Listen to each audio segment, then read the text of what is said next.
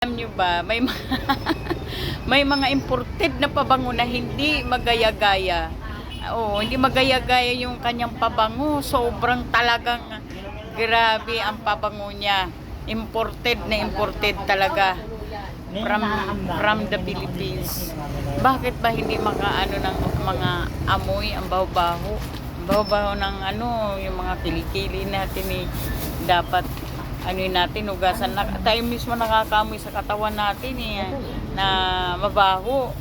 Dapat natin kasi napaka-imported ng pabango natin pag hindi tayo hilamos or naghakbat man lang or naligo. Yun. Hindi maano-ano yung imported natin na pabango. Ganun yun. Walang makagaya. Hindi masakit sa ilong.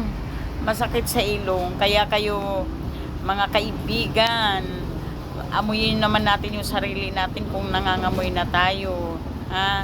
O lalo na kung sa labas tayo bumibili or ano pa man mga katabi natin o nasa sasakyan man yan, nakaganon pa yung natin. Amuyin natin, maaamoy naman natin yung sarili natin kung nangangamoy na.